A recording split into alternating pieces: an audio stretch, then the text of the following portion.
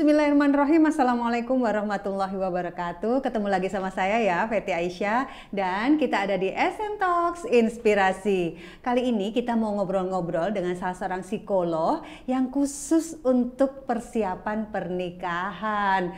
Karena siapapun yang mau menikah harus belajar dulu ternyata. Jangan kayak saya, mantan lama tapi belajarnya telat. Langsung saja ya kita sapa narasumber kita, ada Mbak Nadia Atwi. Beliau adalah seorang psikolog yang nanti kita akan ngobrol banyak tentang gimana sih persiapan psikologis ya, secara psikologis untuk menjalani sebuah pernikahan yang sehat mental dan tentu saja juga fisik. Langsung saja saya sapa Mbak Nadia. Assalamualaikum Mbak Nadia. Waalaikumsalam Mbak Fety. Alhamdulillah, Masya Allah ketemu lagi kita ya. Iya udah lama ya. Sehat ya. Alhamdulillah. Tadi ya Mitra Sehat. Muslim, sebelum kita mulai ngobrol-ngobrol kayak gini, kita sudah ngobrol duluan. Ternyata selama pandemi Mbak Nadia dapat rezeki banyak nih. Rezekinya luar biasa. Dari 2 menjadi 4 loh, Mitra Muslim, Masya Allah. Jadi ini benar-benar berkah ya Manit ya. Alhamdulillah. Masya Allah. Dikasih rezeki ya, berarti dikasih amanah gitu ya. Amanah yang luar biasa ya. Tapi tetap harus juga masih tetap belajar. Harus tetap belajar. Saya aja yang mantan lama banget tetap belajar kok. Oh iya. Tetaplah kita belajar terus. Dan kali ini kita ajak Mitra Muslim untuk belajar ya. Karena memang benar loh Mbak Nat. Banyak di antara remaja sekarang atau mungkin bukan pasangan ya, orang-orang muda sekarang ini yang sudah mempunyai kesadaran untuk belajar atau untuk mencari tahu sebenarnya pernikahan itu seperti apa. Nah, kita mau ngobrol dari sudut pandang psikologis nih Mbak. Iya. Oke. Nah, seseorang yang sudah masuk usia pernikahan, itu sebenarnya apa saja sih yang perlu dipersiapkan dari sudut pandang psikologi, Mbak? Iya, sebenarnya kan kalau pertanyaannya tadi usia pernikahan ya. Nah, usia pernikahan ini kan masih relatif ya bisa dibilang 20 sampai 30 gitu ya. Yang memang rata-rata banyak anak-anak muda itu menikahnya di usia-usia sekian gitu ya. Nah, sebenarnya kalau dari usia yang early banget ya, 20 gitu ya, masuk di dewasa awal, ya tentu faktor-faktor psikologis itu perlu menjadi satu pertimbangan yang utama untuk disiapkan seperti itu ya. Nah, selama ini yang saya tahu dan yang memang banyak menjadi klien saya adalah ketika seseorang sudah mengalami permasalahan di tahun-tahun pertamanya adalah menikah, dan memang setelah kita tanya lebih dalam, memang kesiapan psikologi sebelum menikahnya tidak terbangun gitu ya, alias tidak disiapkan. Seperti itu. Iya, kalau dirinci lagi nih Mbak Nat, persiapan secara psikologis atau persiapan psikologis.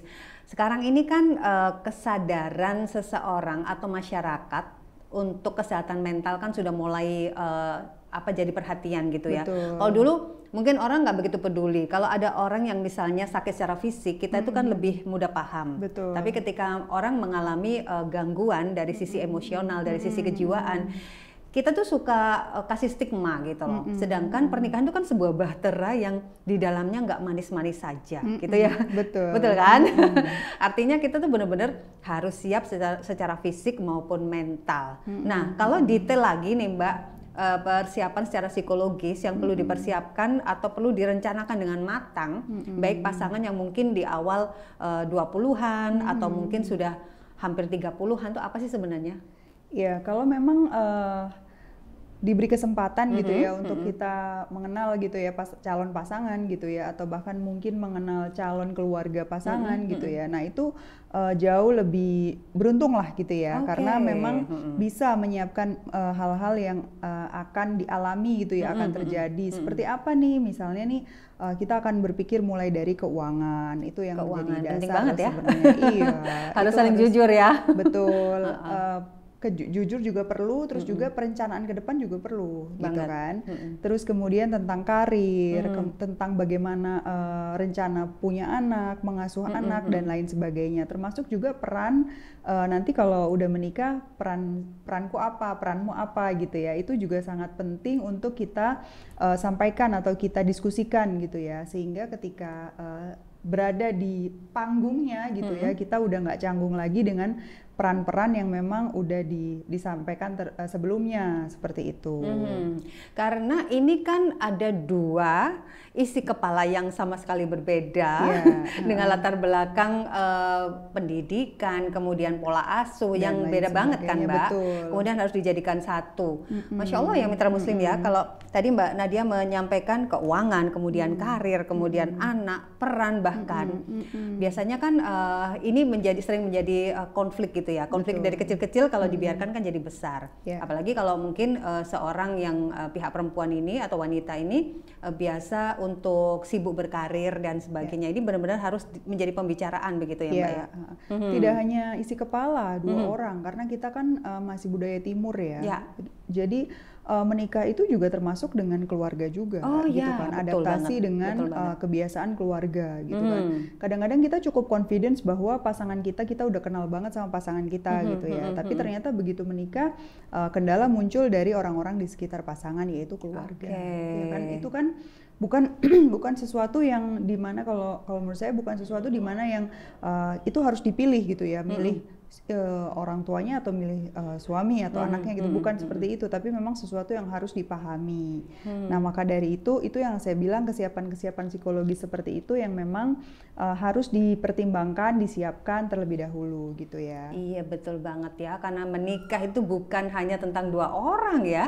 Ada keluarga besar yang kita juga harus beradaptasi, apalagi sekarang kan anak-anak muda sekarang keren-keren ya Mbak ya, ta'aruf nggak pakai pacaran gitu ya, artinya kan benar-benar keluarga besar itu juga pasti baru kenal gitu. Iya betul. Nah kalau yang ta'aruf itu memang kalau saya selalu tekankan sih memang modal kejujuran tuh sangat penting ya. Artinya jangan cuma menuntut pasangannya itu jujur gitu ya.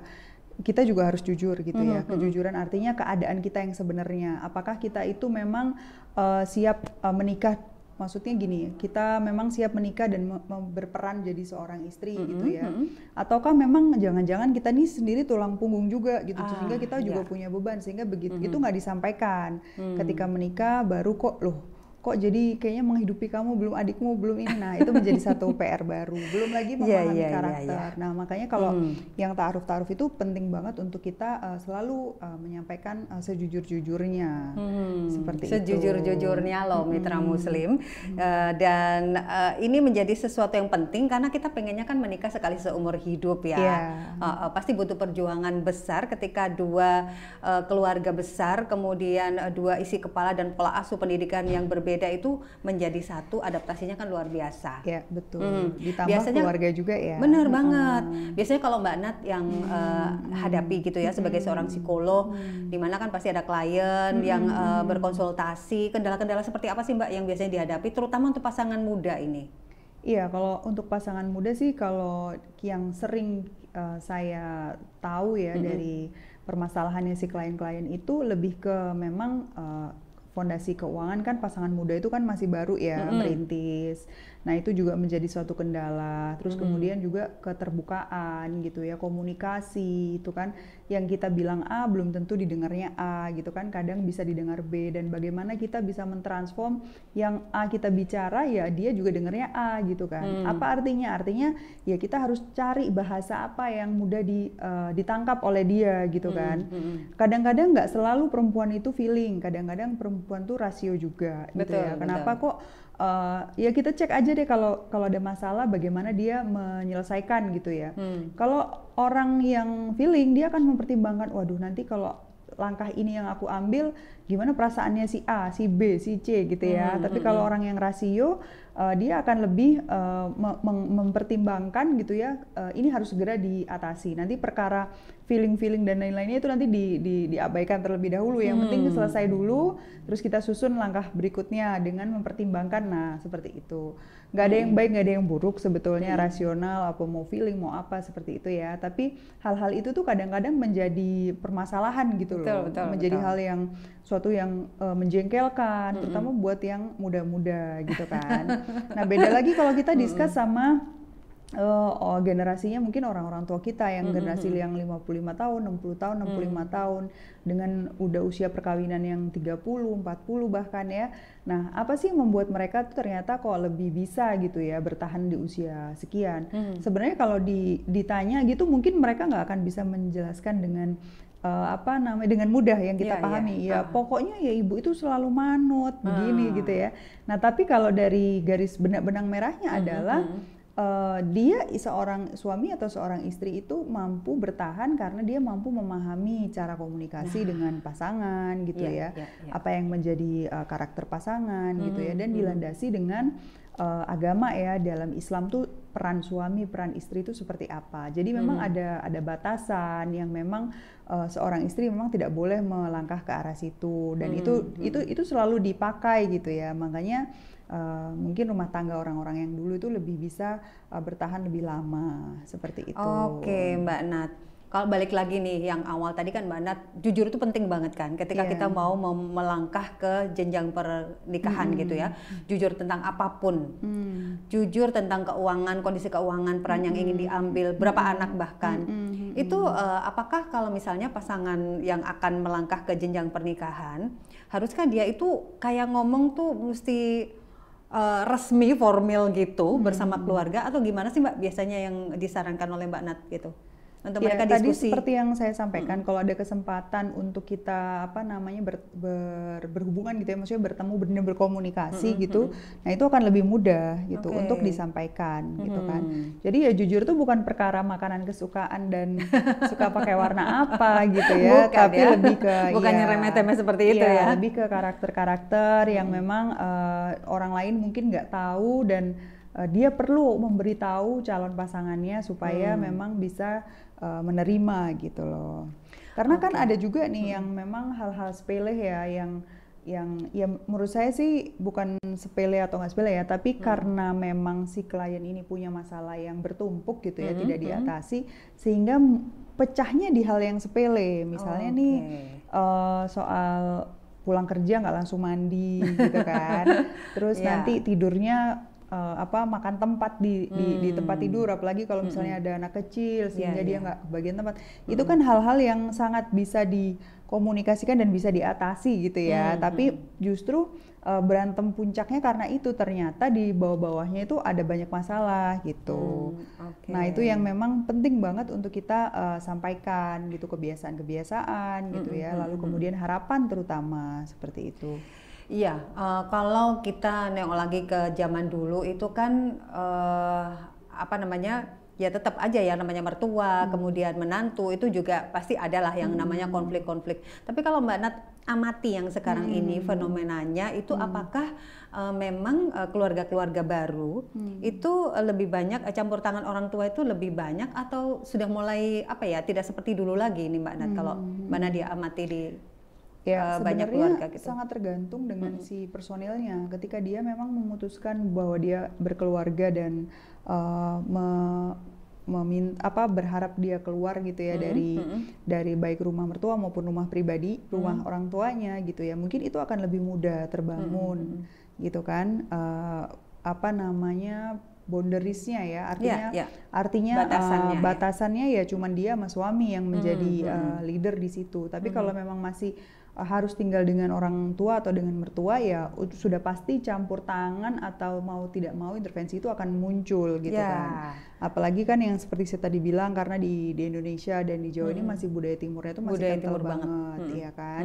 Jadi nggak jarang masalah itu muncul justru karena itu gitu kan. Seperti itu. Nah, sebenarnya itu ada sisi positif negatifnya ya. Kalau positifnya kan otomatis jadi sebagai anak kita masih bisa berbakti sama orang tua juga gitu ya. Terus kita masih bisa nemenin orang tua. Kalau kita happy, orang tua pasti kelihatan juga happy-nya kita gitu ya. Tapi sebaliknya kalau misalnya ada masalah atau ada sesuatu yang belum bisa dicapai gitu ya, seru-serunya rumah tangga sendiri itu nggak dapat ketika kita memang masih bergabung dengan keluarga besar gitu, seperti itu. Tapi kan kita memang kadang-kadang nggak bisa milih ya Mbak. Ketika mungkin memang orang tua atau mertua itu mau nggak mau harus ada di dalam apa namanya perawatan kita, sebagai bakti kita sebagai anak, sebagai menantu gitu kan. Dan apakah ini bisa juga menjadi apa semacam silent killer gitu ya Mbak ya, selain di antara pasangan suami dan istri itu sendiri, kemudian mertua, itu apakah juga selama ini yang Mbak Nat amati itu juga bisa menjadi apa sumber konflik itu sendiri? Iya betul banget, iya bisa sangat bisa sekali. Bahkan ada salah satu klien yang memang problemnya sebenarnya dia memang suaminya bermasalah begitu ya, dalam tanda kutip mungkin masih bisa diatasi atau diperbaiki begitu ya, tapi karena memang si ibunya, karena dia tinggal sama keluarganya, ibunya itu punya standar yang tinggi terhadap seorang laki-laki begitu ya, otomatis kan namanya anaknya juga akhirnya kacamatanya juga sama, kacamata ibunya yang dipakai gitu kan, sehingga konflik itu tidak berhenti muncul karena memang ibunya tidak ikut campur secara langsung gitu ya, tapi kayak misalnya ini lagi di dapur gitu ya, terus celotehan ibunya misalnya, lah masa laki kok kayak gitu loh, kamu sih kamu biarin tuh seperti itu, jangan dibiarin. Nah itu kan secara nggak langsung bahwa intervensi itu masuk di area itu gitu kan, bahwa sebenarnya apa sih yang terjadi di pembicaraan itu ternyata ngomongin standar nih gitu kan. Nah kenyataan yang si suami ini belum sampai di situ standarnya gitu kan. Nah namanya anak ya ada yang bisa, Bu ini apa namanya rumah tangga saya gitu ya, ada yang nggak bisa gitu kan, bahwa ya one day suaminya mungkin akan mencapai di titik yang standar tadi yang distandarkan oleh mertuanya, tapi untuk saat ini mungkin belum di situ. Nah hal-hal seperti itu bisa menjadi pemicu konflik dan silent killer juga. Jadi ini juga memang harus dikomunikasikan banget ya. Betul. Oke, dan saya pengen balik lagi nih ke yang tadi di awal juga saya sampaikan bahwa sekarang ini kan masalah kesehatan mental itu juga menjadi perhatian ya. Kita juga banyak melihat berita, mendengar berita betapa ketika masalah kesehatan mental ibu atau si istri itu tidak diperhatikan atau suami itu juga tidak diperhatikan, akan menimbulkan bahaya yang cukup besar. Seperti misalnya kayak kemarin ada kasus yang ibu sampai apa namanya menyakiti anaknya, sampai apa melukai dan sebagainya. Padahal itu sesungguhnya si ibu ini kayak cry to help, apa namanya nangis minta tolong, bahwa dia itu sebenarnya sudah kelelahan menjadi seorang istri. Nah gimana ya Mbak kalau di dalam sebuah perencanaan orang-orang yang mau merencanakan menikah, agar masalah-masalah seperti ini juga tersampaikan gitu. Jangan jadi kayak bom waktu gitu. Sebenarnya ini kan harus dikomunikasikan terus gitu loh. Iya, tadi itu kalau seperti itu mungkin dari saya usulannya sih peran itu harus dikomunikasikan di awal, karena ya tadi itu ketika seorang ibu ya atau seorang itu kan dia berperannya macam-macam ya, jadi ibu, jadi istri juga, nanti kalau dia tinggal di rumah juga. Jadi ini wah campur-campur gitu ya, terus dia harus berperan 4 peran 3 peran dalam sekali waktu itu, bukan sekali-sekali tapi setiap hari gitu ya, pasti kan apa namanya burn out juga gitu kan. Nah itu yang harus dipahami oleh seorang pasangan gitu ya, makanya peran-peran itu harus dikomunikasikan di awal gitu kan. Nah memang sekarang itu sebenarnya miris banget ya kalau saya lihat kenyataan dan media sosial tuh beda loh. Beda ya. Karena orang yang datang ke saya dengan apa yang saya lihat di media sosial gitu ya, bukan orang yang sama, tapi kebanyakan di media sosial. Kayak misalnya saya lihat nih kemarin liburan Lebaran, apa namanya ada seorang yang IG story-nya gini, untuk mempertahankan kewarasan saya gitu ya, karena si Mbak pulang, saya akhirnya panggil Mbak yang apa namanya Mbak yang itu temporer gitu ya, sementara gitu, supaya saya tetap waras. Artinya ketika dia harus harus pegang rumah, pegang anak, ngurusin suami, belum tamu, belum dia lagi nanti pengen liburan gitu kan. Nah dia merasa oh ini aku bakal nggak waras gitu kan, sehingga aku butuh bantuan untuk supaya aku waras gitu kan. Nah tapi kenyataannya pada saat saya ketemu klien-klien itu, justru mereka itu suaminya don't care loh. Itu yang akhirnya membuat mereka itu datang di depan saya gitu kan. Itu yang memang miris sekali ketika seorang suami itu udah kayak nggak punya apa ya, nggak punya hati gitu ya, nggak punya, kayak bodoh amat gitu loh dengan keadaan seorang istri gitu ya, atau bahkan sebaliknya istri yang bodoh amat dengan keadaan suaminya. Dia cuman ngasih misalnya kasih paper list gitu ya, isinya ini kebutuhannya yang harus dibeli, harus dilakukan, yang harus dipenuhi gitu ya. Yang sehingga suami jungkir balik cari si suaminya mungkin waduh ini mana pandemi, mana harus merubah seperti ini, harus begini gitu ya, diajak kita ini wah susah gitu, nggak bisa, pokoknya aku melakukan ini. Nah itu kan juga hal yang memang menjadi masalah utama gitu loh, justru karena nggak ada empati gitu ya, mana suaminya seperti itu, ada istrinya seperti itu. Ya jadi itu menjadi satu hal yang buat saya miris sekali ketika seorang perempuan datang dan dia bercerita bahwa suaminya itu sama sekali tidak peduli, datang kerja cuma main handphone gitu. Kalau ditanya, loh kok nggak ada ngobrol-ngobrolnya, nggak ada tanya anaknya apa, jawabannya kan aku udah ngasih gaji ke kamu gitu kan. Jadi ya apa namanya, ya udah atur-atur aja sendiri gitu loh, kayak bener-bener hidupnya tuh ya cuman itu. Dan itu banyak sekali orang yang pulang kerja terus dia pegang handphone dan dia main handphone dengan alasan ya capek gitu ya, gitu kan. Bayangin kalau itu bapaknya seperti itu, anaknya pulang sekolah juga seperti itu. Ya gimana itu cerita nasibnya seorang bisa meledak ibu, ya. Iya betul. Sedangkan dia Oke, kalau Mbak Nat misalnya ada orang yang datang kepada Mbak Nat dengan kondisi seperti itu ya, di mana dia merasa burn out banget, sementara orang-orang yang sesungguhnya ingin dia dapat perhatiannya itu don't care gitu loh, nggak peduli. Terapi-terapi seperti apa Mbak yang mesti dijalankan untuk si istri itu, atau mungkin harus melibatkan juga biasanya suami saya dan kalau yang anak? seperti itu pertama dengan istri dulu, yang kemudian saya libatkan dengan suaminya seperti itu, karena memang kan nggak bisa dengan satu orang ya, artinya kita percuma gitu, kita mengasah pisau satu sisi itu nggak akan efektif. Iya benar. Sehingga memang saya minta melibatkan suaminya. Tapi kalau memang istri nggak mau dan merasa cukup dengan dibekalin dia aja, ya sudah cukup, ya nggak apa-apa, ya terserah itu aja, seperti itu. Oke, baik, kita sudah banyak dapat insight ya Mitra Muslim ya tentang bagaimana kita mempersiapkan, atau bukan kita sih, kalau kita saya dong, enggak ya. Mana tuh udah 4, saya udah 2, udah gede-gede gitu ya. Tapi Mitra Muslim, terutama pasangan-pasangan atau calon pasangan muda, kita ini sangat beruntung loh ya, zaman sekarang ini tempat untuk belajar pranikah itu banyak, berlimpah ruah, beda zaman saya dulu mungkin ya. Jadi beruntung sekali hari ini kita juga ngobrol sama Mbak Nat gimana supaya kita ini sehat fisik dan mental ketika memasuki sebuah pernikahan, gitu Mitra Muslim. Dan nanti saya itu mau nanya-nanya beberapa hal ke Mbak Nat berkaitan dengan yang banyak di viral gitu ya, anak-anak muda sekarang ini apa namanya, istilah-istilah yang zaman dulu nggak ada loh Mbak Nat. Iya dong, medianya juga dulu nggak ada. Bener banget. Jadi kayaknya sekarang itu kadang-kadang sosial media itu juga bahkan bisa menjadi, kalau di apa namanya, kita dapat tausiah itu apa namanya, Elsa, apa yang bisa memisahkan suami dan istri itu? Harut dan Marut, siapa ya? Yang itu loh, yang ada di Al-Quran itu ya, yang apa namanya? Iblis. Iya, sihir yang bisa memisahkan antara suami dan istri. Kayaknya sekarang ini media sosial gitu loh.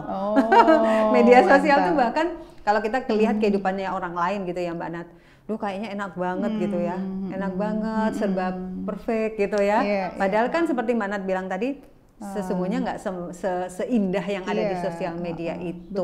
Betul, memang beda banget. Beda banget, karena yang ditampilkan kan pasti yang hanya ingin dia tampilkan saja. Kan dia nggak akan, dia datang ke psikolog itu kan artinya dia memang butuh sesuatu yang diperbaiki ya, atau yang memang mau diobati, kan nggak mungkin dia sampaikan sakitnya ke orang banyak gitu. Seperti itu. Nah ini saya juga pengen nanya nih, ada beberapa istilah yang banyak banget kita dengar itu, anak-anak muda biasanya ngomong nih, ghosting. Apa sih ghosting itu sebenarnya, Mbak? Ghosting itu apa? Ghosting itu biasanya kalau udah kenal gitu ya, terus tiba-tiba nggak ada kabar, tiba-tiba nggak ada komunikasi. Kayak PHP gitu ya? Ya betul, tiba-tiba ngilang gitu aja. Oke, jangan kayak gitu ya Mitra Muslim ya. Sudah ngasih harapan tiba-tiba hilang gitu ya. Dan itu nggak cuma ke pasangan, kadang-kadang anak-anak kita juga sering ngomong kayak gitu ke orang tuanya. Kalau udah janji nggak ditepati, udah janji nanti mau beli apa, ternyata nggak jadi. Itu ghosting sama anak juga nggak boleh loh ya. Oke, yang kedua gaslighting. Ya, ketika ada seseorang yang berusaha manipulasi atau mungkin mempertanyakan tentang apa yang udah diomongin gitu ya, atau pendapat mereka sendiri gitu. Oke, ini juga kita sering dengar ya, gaslighting, Masya Allah. Ada aja istilahnya sekarang. Itu kemarin itu saya juga apa namanya kan liburan sama ponakan-ponakan nih masih kecil-kecil, masih kelas 6 SD umur 12 tahun. Kita ngobrol rame kan, terus dia bilang, tante ini gamon. Tahu nggak gamon? Tahu nggak gamon? Gagal move on kata. Ini anak kecil loh, Ca. Masih umur 12 tahun kita ketawa. Jadi seseru itu gitu ya media sosial itu pengaruhnya ke kita, ke anak-anak. Iya, betul. Apalagi kan pandemi ini justru membuat anak itu semakin tajam. Itulah makanya. Gitu. Tapi kadang-kadang kita harus paham juga ya. Ini karena memang kan teknologi nggak bisa dibendung gitu ya. Jadi kan ketawa gara-gara gamon itu ya, gagal move on. Nah, saya juga saya punya anak yang kedua perempuan itu luar biasa. Jadi sejak pandemi sampai sekarang itu kalau saya lihat outputnya adalah dia mulai belajar Zoom dan lain sebagainya ya. Sekarang itu dia udah bisa jualan sendiri di marketplace. Gitu. Jadi ada hal-hal positif ya yang bisa kita ambil dari menjadi positif kalau kita positifkan gitu ya. Tapi kan setiap hari kok kerjaannya main handphone gitu. Ternyata dia ngikutin satu channel yang nge-review barang-barang yang unik gitu kan. Ya lumayan juga. Akhirnya saya nggak kepikir beli ini, jadinya beli ini nih perlu manfaat juga gitu ya. Tapi akhirnya lama-lama dia pengen, aku kok pengen ini kan ngelihat si selebgram yang duitnya waduh udah miliar-miliar dari sosial media. Akhirnya dia mencoba jualan gitu kan, mencoba jualan. Ibunya repot juga bantuin jualan. Tapi di sisi lain positif juga gitu loh. Positif sebenarnya positif, cuman memang harus menurut saya sih, saya mungkin nggak terlalu belum yang open ke arah sana ya. Jadi menurut saya bekal keilmuan tuh tetap perlu gitu loh. Walaupun memang benar sih ada yang nanya ke saya, Bu, ini 10 tahun lagi tuh masih ada orang nulis pakai pensil, Bu. Gitu kan. Kok sekarang tuh kenapa sih kok anak SD kelas 1 tuh harus belajar menulis halus? Nah, emang 10 tahun lagi tuh ada yang pakai pensil. Kenapa nggak anak itu dipersiapkan untuk masa depannya dia 10 tahun apa 15 tahun lagi gitu loh.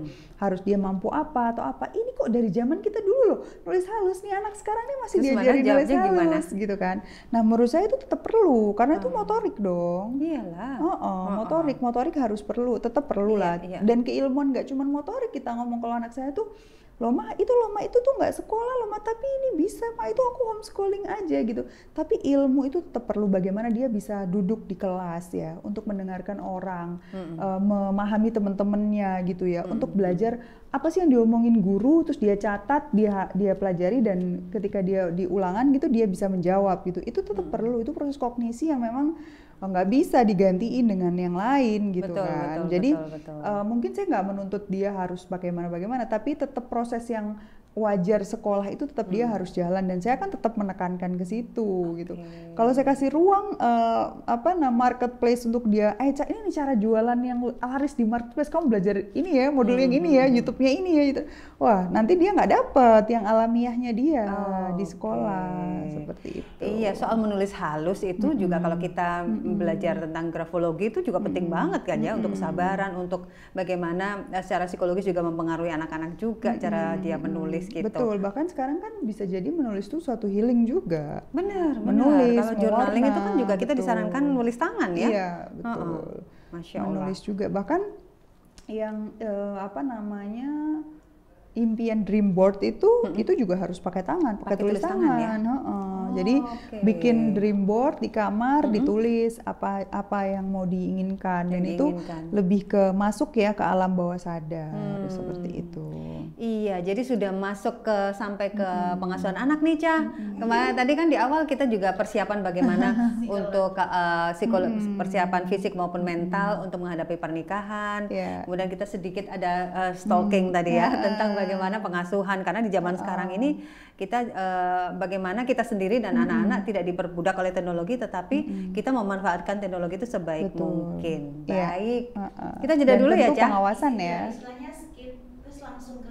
Oke. Nanti ada game, dan saya mau nanya-nanya ke Mbak Nat, gamenya ini seru pokoknya. Waduh. Oke. Mitra Muslim, dan pemirsa SM Talks Inspirasi, lanjut ya. Kalau tadi sudah ngobrol sama Mbak Nat, banyak banget kita dapat insight positif ya tentang bagaimana mempersiapkan pernikahan, kesiapan fisik, mental, bahkan untuk pendidikan anak-anak juga. Kali ini kita mau yang santai-santai nih Mbak Nat. Oke. Santai tapi jawabnya harus serius. Loh, gimana sih? Santai dan jawabnya serius. Jadi hari ini. Jadi kali ini ada games ini atau itu. Oke. Ya. Kayak apa itu games? Nah, ini atau itu. Mbak Nat mesti pilih, tapi nggak boleh pilih atau. Oke. Dan kasih alasan. Pilih salah satu. Oke, Siap-siap ya. siap. Oke. Jeng jeng jeng, harus ada musiknya. Bridging gitu ya. Ini jawabannya atau bukan, itu? jadi kan saya menyampaikan Oke. dua hal, nanti Mbak Nat pilih yang pertama apa yang kedua Oke. gitu ya. Pertama, memilih berteman dengan orang overthinking atau oversharing. Nggak boleh pilih atau. Iya. Dijawab aja oversharing gitu ya. Iya, oversharing. Oversharing. Oke, kenapa? Karena overthinking itu bisa mempengaruhi kita. Kita juga akan gitu? bisa, iya dong. Kita juga akan terpengaruh dengan pola pikirnya kita. Yaitu yang dibilang value of life itu memang kalau aku lihat Islam ini luar biasa. Masya Allah. Luar biasa. Makanya orang tuh berteman sama siapa dia akan mengikuti ya temannya itu gitu loh. Kamu seperti akhlak temanmu gitu kan. Karena itu pun juga akan secara nggak sadar gitu ya akan mempengaruhi kita menjadi overthinking alias was-was dan lain sebagainya. Tapi kalau oversharing bukannya kita capek dengerin orang ngomong gitu? Ya kalau saya lebih memilih oversharing karena itu kalau saya Jadi kalau Mbak Nat oversharing ya, lebih pilih yang oversharing. Oke. Next, tukeran password sosmed dengan pasangan atau tidak tukeran password sosmed? Tidak dong. Kenapa kok tidak? Iya karena saya tuh orang yang menghargai privacy Masya gitu Allah. loh. Jadi menurut saya sudah nggak perlu lagi kita tuh ngublek-ngublek gitu ya orang yang di sebelah kita. Cukup kita percaya dohirnya aja, kita nggak perlu tahu belakang-belakangnya itu udah nggak perlu. Capek ya gitu soalnya. Ya selain capek, terus juga kita nggak ada waktu juga. Terus kalau udah tahu terus mau apa, Mau apa gitu. Betul, iya kan? Nah itu Tapi banyak kalau pin juga. ATM boleh nggak? Nah itu wajib. Itu beda ya, itu harus. Bahaya soalnya. Kadang-kadang lupa, apalagi udah tua-tua gini ya. Oke, games yang ketiga, pertanyaan yang ketiga. Menyicil tapi sedikit-sedikit atau sekaligus di akhir tapi harus kerja keras? Menyicil dong. Menyicil ya. Menyicil. Kalau kita dulu kan sistem kebut semalam gitu ya. Apapun ya Mbak. Apapun itu. Barang. Dan Menyicil tugas. itu uang maksudnya. Kerjaan kan? Kerjaan atau barang? Bisa kerjaan atau barang atau Kerjaan. kerjaan. kerjaan. Oke. Iya. Berarti dicicil dulu. Iya. No procrastination, Cah. Iya, karena dengan itu kita bisa ngukur, kita masih bisa dapat Ya, load betul, lagi betul, nggak gitu loh. Karena kan penting banget. Ya, itu. tepuk tangan dulu buat mana. Jadi jangan suka menunda-nunda istilahnya Iya, ya. iya betul. Oke. Ya, yang next. Memilih orang yang bilang maaf dan akui kesalahan atau orang yang bilang terima kasih sudah memahaminya. Maksudnya gimana ya, memahaminya? Iya, aku paham kok. Iya, Oke, berarti saya yang kurang paham. maaf. Lebih memilih Maaf. yang kenapa, Mbak? Ya karena dengan orang itu berkata maaf ya selain kita itu lebih make sure bahwa benar-benar memang orang ini yang bersalah dan dia mungkin tidak mau mengulangi atau tidak apa gitu ya. Itu juga membuat kita tuh biasanya kan orang ketika orang udah minta maaf kita jadi lebih lembut ya hatinya. Betul, ya, betul. itu. Karena nggak gampang loh minta maaf tuh butuh Iya, keberanian besar betul. ya. Dan tapi kebiasaan. memaafkan juga gak gampang. Dan itu kebiasaan juga. Artinya kalau kita nggak biasa minta maaf untuk hal sedikit pun gitu ya, itu akan menjadi hal yang sulit gitu kan. Ya. Saya tuh punya temen nih, alhamdulillah ya, temen yang positif gitu ya. Dia itu sedikit-sedikit suka Minta minta maaf. maaf gitu. Terus saya bilang gini waktu itu saya ledekin, kamu kayak yang di sinetron itu loh, gitu kan. Maaf ya kan. Gitu. Terus akhirnya saya Bajai mikir, bajuri. iya, nggak ngomong ya. Nggak ngomong. Terus kemudian apa namanya, akhirnya dia bilang, oh aku memang sengaja karena aku mau membiasakan gitu. Terus saya lihat, oh iya betul ya. Nah dari situ saya lihat, oh kayaknya saya juga harus melakukan hal yang sama. Dan subhanallah tuh terbiasa. Anak-anak saya tuh terbiasa sekali. Jadi ketika dia bilang, oh maaf ya ma, itu bukan sesuatu yang berat gitu. Ketika saya dengerin maaf ya, itu bukan huru hara yang seperti apa, tapi untuk hal sepele dia juga maaf ya tadi tuh saya bangun sudah jadi habits ya. Nah seperti itu, dan itu jauh lebih menyenangkan ternyata. Oke, Masya Allah. Satu lagi nih Mbak, banyak tawaran lalu mencoba tapi banyak gagal hingga akhirnya berhasil, atau sedikit tawaran lalu mencoba 1, 2, 3 langsung berhasil? Diulang lagi Mbak. Jadi banyak tawaran lalu dicobain semua, tapi banyak gagal. Atau kita hanya punya sedikit tawaran, nyobanya nggak banyak juga, 1, 2, 3, tapi terus berhasil. Yang kedua Mbak Nat deh Mbak. memilih yang mana? Kenapa? Yang kedua. Ya karena dengan banyak tawaran itu yang pertama itu ya, itu justru membuat energi itu terkuras ya, karena kan kita gitu mikirin juga nih tawarannya. Bukannya itu jadi kita jadi belajar untuk beberapa kali gagal kemudian untuk iya bangun mungkin lagi. karena faktor ini ya, apa pengalaman juga ya, artinya di usia dan pengalaman kita gitu. Kalau kita udah selesai masa coba-cobanya gitu. Nah makanya sekarang begitu ada tawaran-tawaran jauh lebih selektif karena udah ngukur nih, oh aku bisa, aku nggak bisa, aku gitu. Jadi begitu diambil insya Allah bisa gitu. Tapi jangan nyoba-nyoba untuk yang pernikahan, itu nggak boleh ya. Iya nggak boleh. Nggak boleh.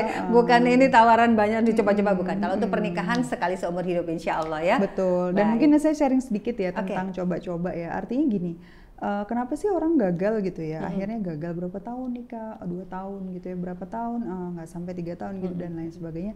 Karena sesungguhnya kalau yang menggagalkan atau yang memang memilih mundur tuh perempuan gitu ya, pasti ada sesuatu yang di belakangnya, artinya ada backup gitu ya, baik itu dari keluarga, terutama dari bapak gitu ya.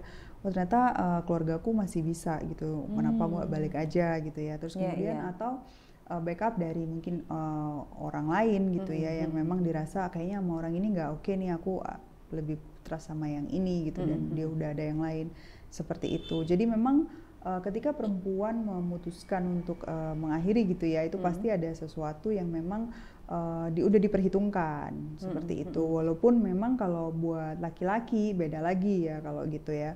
Kalau laki-laki lebih seperti tadi, dia mengakhiri enggak gitu ya, tapi juga enggak harmoni gitu. Ibarat bunga itu dia udah tanam tapi dia nggak berupaya untuk menyiram sehingga nggak tumbuh. Nah lama-lama jadinya kering seperti itu. Jadi kalau perempuan justru lebih take action, lebih berani gitu. Gitu ya? Ya. Itu yang banyak dilihat oleh Mbak Nat.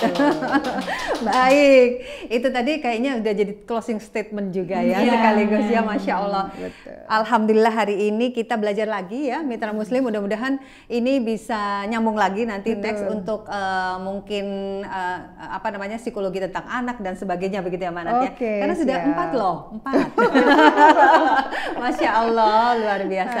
Terima kasih Mbak Nat, sehat selalu, salam untuk keluarga. Semoga semuanya selalu dalam lindungan Allah Subhanahu wa taala. Amin ya rabbal alamin. Terima kasih Mitra Muslim semuanya. Terus saksikan ya SM Talks dan juga bisa Anda dengarkan di Radio Suara Muslim. Saya Fitri Aisyah pamit undur diri. Subhanakallahumma wa bihamdika nasyhadu alla ilaha illa anta nastaghfiruka wa natubu ilaik. Wassalamualaikum warahmatullahi wabarakatuh.